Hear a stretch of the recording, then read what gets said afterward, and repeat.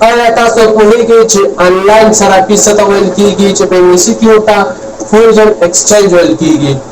تاسو په عملي ډول په بازار کې لیدلي وي چې په صرافانو مارکیټ کې صراف ځان ته دکان خلاص کړی وي، په دغه دکان کې د بهرنیو اسعارو تبادله او همداشان د پیسو انتقال له یو ځای څخه بل ځای ته د مختلفو هیوادونو کرنسۍ نه اخیستل او خرڅول ترسره کوي چې له دې څخه زیاته ګټه ترلاسه کوي او د میاشتې زیات عاید لاسته راوړي. تاسو همدغه کاروبار چې صرافان یې ترسره کوي له خپل کور څخه هم کولی شئ په انلاین ډول سره، چې همدې ته انلاین صرافي ویل کیږي. انلاین صرافي یو داسې کاروبار دی چې د انټرنیټ په واسطه تاسو کولی شئ د بهرنیو اسعارو تبادله، اخیستل، خرڅول د اسعارو او همداشان د پیسو انتقال له یو ځای څخه بل ځای ته ترسره کړئ. زه تاسو په عملي ډول سره په مثال کې روښانه کوم چې انلاین صرافي څه ډول کار کوي او څنګه ورڅخه ګټه ترلاسه کولی شو. تاسو کولی شئ د ګوګل پلی سټور څخه یو اپلیکیشن ډاونلوډ کړئ او په دغه اپلیکیشن کې تاسو یو اکاونټ جوړ کړئ او په دغه اکاونټ کې تاسو سرمایه‌ګزاري وکړئ او پیسې ور واچوئ او په دغو پیسو به تاسو کاروبار وکړئ. د کرنسۍ نه واخلئ، خرڅ کړئ. مثال په ډول کله چې یو کرنسي ډالر یا یورو کرنسي وي د هېواد، کله چې نرخ یې ارزانه وي هغه واخلئ، کله چې نرخ یې لوړ شو هغه بیا خرڅ کړئ.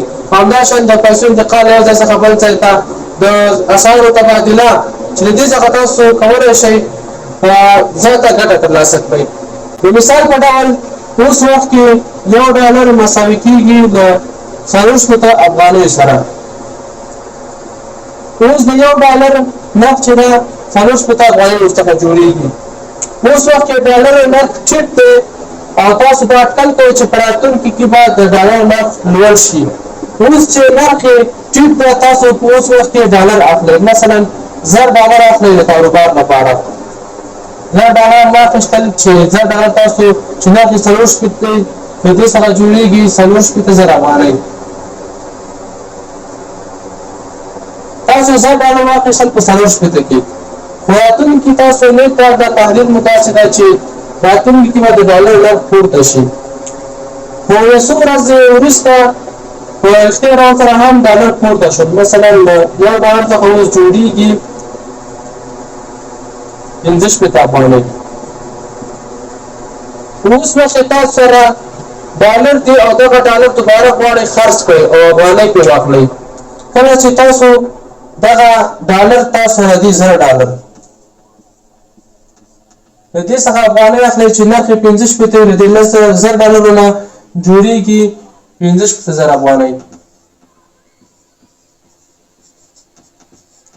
مخکې تاسو 40,000 افغانۍ اوس 15,000 افغانۍ شوې چې دلته تاسو په عملي ډول 1000 افغانۍ ګټه وکړه په دغه اسعارو په تبادله اخیستلو خرڅولو کې. نو په همدې ډول سره تاسو په انلاین صرافي کې دغسې اسعار اخیستل خرڅول که چېرې تاسو صحیح تحلیل وکړئ، دقت سره تحلیل وکړئ چې یو د کرنسي قیمت به ټیټېږي یا به ښکته کېږي او جګېږي. که تاسو تحلیل سم وکړئ تاسو کولی شئ تاسو دغسې په اساني سره د خپل کور څخه په انلاین ډول کاروبار وکړئ او عاید ترلاسه کړئ.